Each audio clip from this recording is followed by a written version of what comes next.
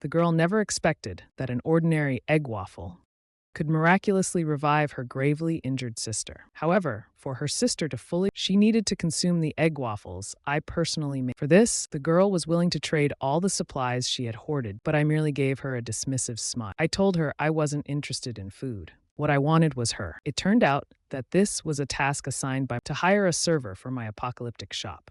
And by setting up my stall in the apocalypse, I could infinitely enhance my power. At the beginning, I was just an ordinary college student. Due to an accident, I was transported into this post. At first, I thought I was chosen by fate, destined to triumph in the apocalypse with the protagonists, but reality hit me hard. No matter how hard I tried, I either got bitten to death by zombies or starved to death due to a lack of food. Even when I awakened powers and established a safe zone, I would end up stabbed to death by a trusted. Each time I died tragically, I would return to the day I first, but repeated deaths eventually made me restart. Today marked my 9th rebirth. Facing the rampaging monster before me, and the girl ensnared by its tentacles, my gaze grew resolute. If I couldn't escape this world, then I might as well enjoy myself before dying again. With that, I activated my powers and charged at the monster. Seeing this, several mercenaries who were fleeing stopped. They thought I must have lost my mind, running to my death like that. However, I had already disregarded life and death.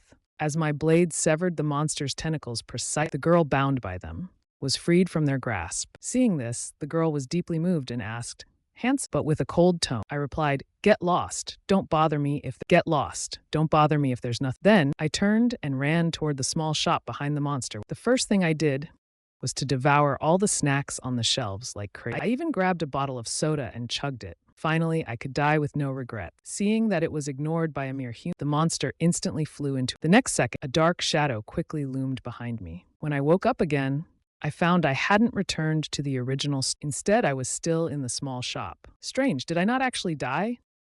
Suddenly, a voice spoke near my ear. "You died, but you're alive again." As the voice faded, a system panel popped up. It announced that the host had successfully activated. Seeing the system taking on a physical form behind, I quickly embraced it. "Why are you so late? Do you know how miserably I've died?" The system awkwardly explained the reason.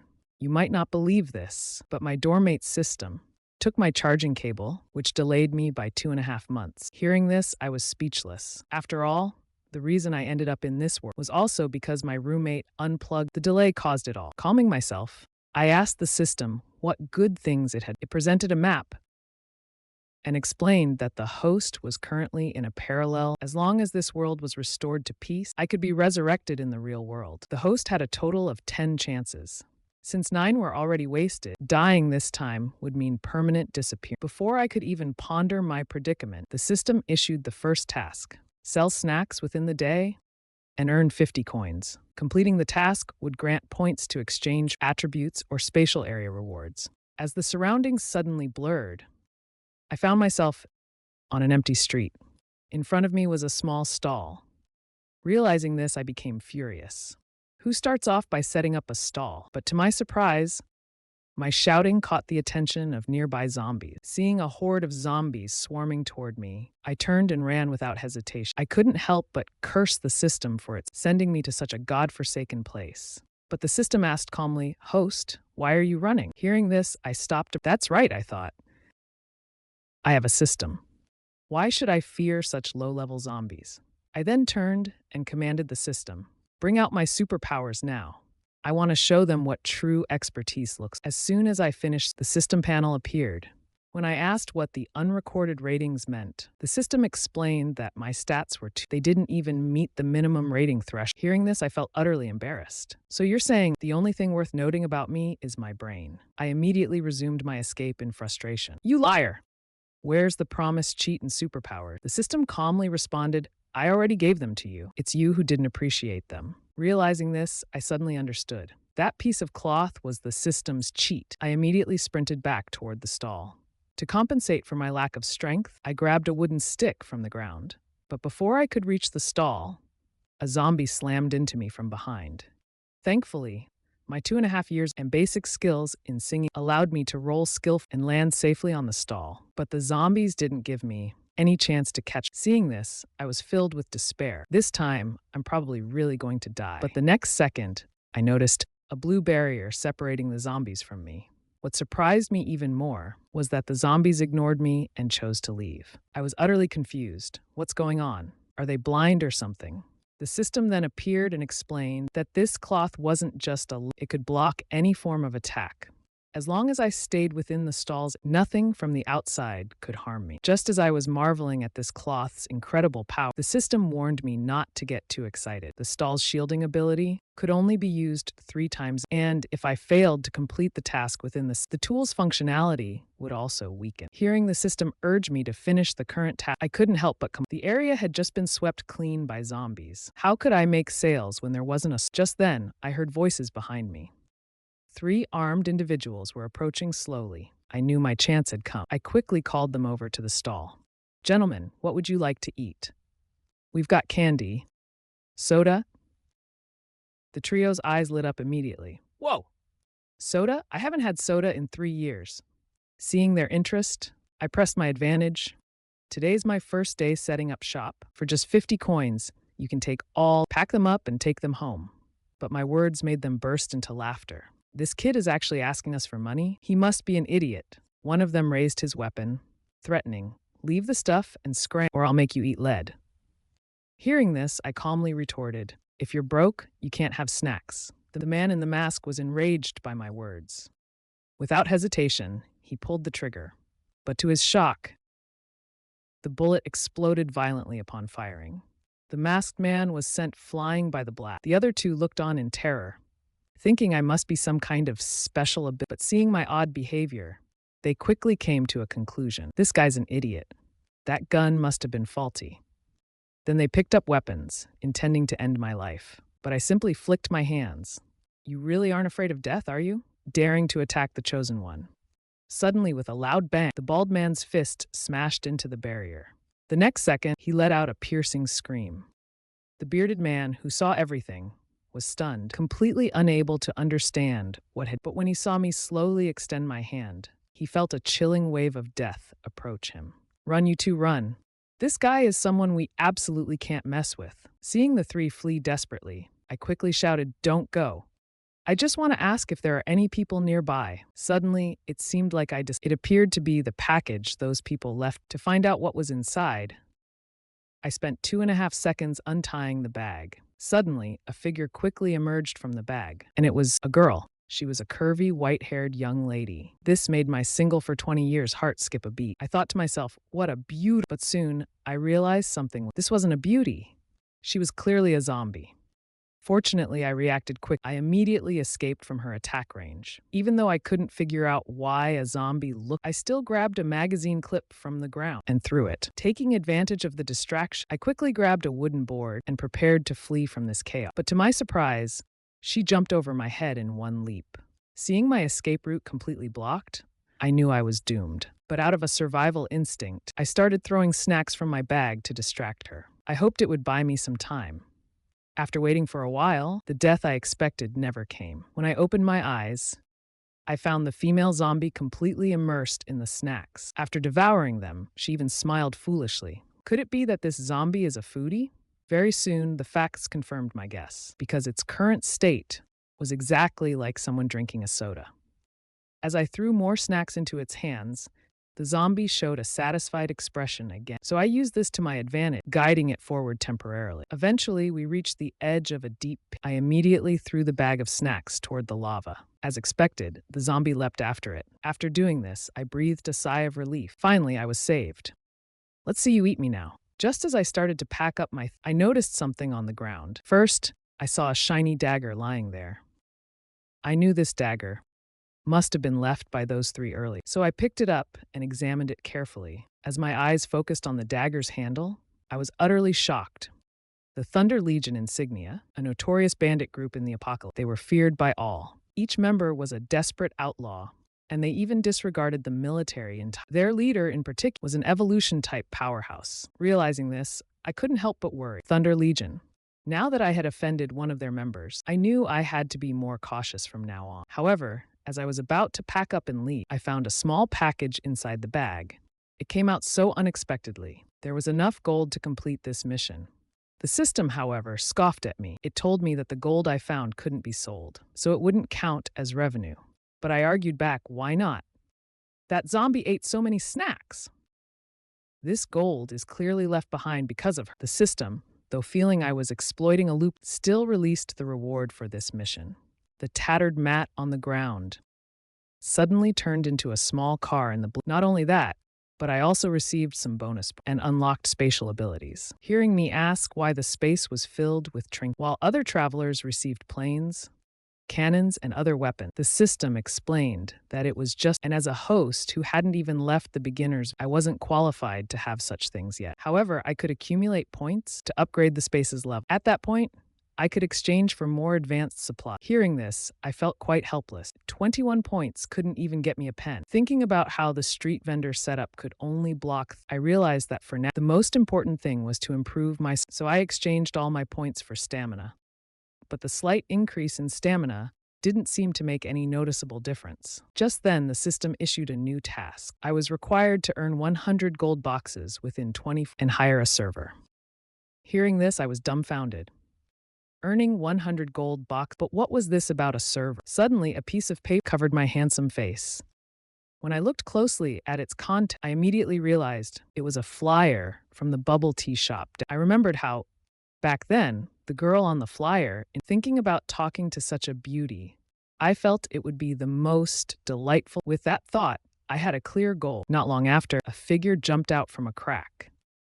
The female zombie looked at the empty street around her and inexplicably felt a wave of sadness. Soon, it was the next morning. Using my memory, I found the bubble tea shop. But as I opened the door to check inside, what greeted me was a group of 3 to 5 zombies. Sorry to bother you. The next second, I was running for my life, with the zombies chasing me fiercely. Dragging the small car behind me, one of the zombies lunged directly at us. Seeing it get knocked back by the blocking function, I quickly turned the snack cart around. This ability can only be used 3 times a day. How could it endure such At that moment, another zombie lunged at my feet to bite me. Luckily, I reacted quickly and kicked it away. That kick sent the zombie crashing into a fire cabinet 10 meters away. It was even crushed into pulp by the falling cat. What just happened? Am I really that strong? Since it was my first time killing a zombie, the system rewarded me with a disposable raincoat. Curious about its purpose, the system explained this raincoat could block all harmful substances. Wearing it, you could even soak in sewage without being harmed. Just as the system finished speaking, a large number of zombies appeared in front of me. Even my path of retreat was completely cut off. At that moment, a figure opened a door and said, "Quick, come this way."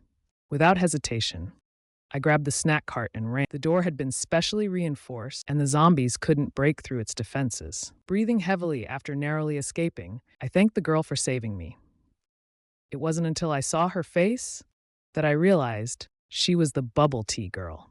I quickly pointed to myself and asked, "Do you remember me? You once treated me to bubble tea." The girl immediately smiled innocently and said, "Of course I remember. I also remember that you were great at basketball and loved peach-flavored bubble tea." Hearing this, I was puzzled and asked if she was mistaken. I was in the soccer club, and I'm allergic to peaches, but the girl leaned in closer, saying that none of that mattered. The fact that we're alive and meeting here is... I decided not to dwell on it. I introduced myself and asked for her name. She smiled sweetly and said, "Call me Xiao. My name is Eileen." At that moment, I was completely stunned. You see, this was the first time a girl called me Big Brother. Eileen rolled her eyes in exasperation. Why is this guy crying for no reason? At that moment, a can suddenly rolled over from behind. Hearing the noise, I immediately became alert. I shouted, "Who's messing around here?" However, as I picked up the can to investigate, I discovered a knocking sound coming from behind the door. Just as I was about to open the door, Eileen screamed from behind. She rushed over and said, "Big Brother Xiaobai." I saw it. It was a big rat. After saying that, she dragged me to look for the rat. Little did we know, a pair of glowing red eyes appeared from inside the room. At the same time, Eileen suddenly collapsed as if losing. I quickly asked her what was wrong. Eileen weakly replied, "Big Brother Xiaobai, I'm so hungry. I've been stuck here for 5 days without food." Hearing this, I snapped my fingers and said, "Wait, I'll cook something for you." When Eileen saw me take out various foods from my cart, her gaze instantly turned cold. She stood up and watched my every move intently. Eggs, and cooking oil. I didn't expect you to be such a fat sheep. Although I don't know where you found so much food, these things will soon be mine." At that moment, Eileen grabbed an egg. But to her surprise, the egg in her hand vanished before her eyes. It turned out the food from the cart couldn't be stolen. If anyone took it without my permission, the food would automatically return to it. Eileen didn't know this and thought she was hallucinating. She steadied her emotions and decided that as long as she dealt with me, the food in the cart would naturally become hers. But soon she noticed something was wrong. Where did my knife go? I pulled out a dagger and asked, "Are you?" Eileen was shocked to see it. She couldn't understand how her knife ended up in my hand. After some thought, she realized it was taken. She pretended to faint. Seeing everything clearly, I calmly said, "Cooking requires a knife, doesn't it? The shop just opened, and I don't have any suitable, so I borrowed yours for a bit. You don't mind, do you?" Eileen quickly responded, "Of course not." She hoped I wouldn't misunderstand her carrying a knife. To ease my suspicions, she explained, "It's tough for a girl to survive in an apocalypse. This knife is for self-defense." Hearing this, I smiled and handed the knife back to her. "If it's your self-defense weapon, I'll return it to you now. But this knife is very sharp, and misuse could have bad consequences." Eileen smirked and said, "Really? I think this knife works just fine." The next moment, she raised the knife and lunged at me, mocking me for being a fool who does. With a loud bang, she was sent flying back. I sighed helplessly and said, "I told you not to misuse it, but you just wouldn't listen." Eileen, on the other hand, "You're an ability user?" She prepared to attack again. "Stupid brat, I'll fight you to the death." Just as she was about to kick me, I pulled out a bottle of pepper spray and the switch. Moments later, I, hit by the spray, rolled around the ground, but I didn't stop. Instead, I mischievously took out a bottle of, "You can't handle spicy, you should have told me earlier. Here's some mustard, you're going to love it." But isn't the person inside planning to come out? If you don't come out, your accomplice will be well. With a loud bang, the door burst open. Two kids stormed out, shouting, "You bad guy, let go of our boss." Although I didn't expect I swiftly grabbed both of them in my hands. "At such a young age, you're already up to no good," I said, "forming a gang to harm others." Even though Eileen was suffering from the spot, she pleaded with me not to hurt. "Take it out on me instead," she said. With all three tied together, this apocalyptic gang was finally. The stockpile of supplies in the room confirmed my suspicions.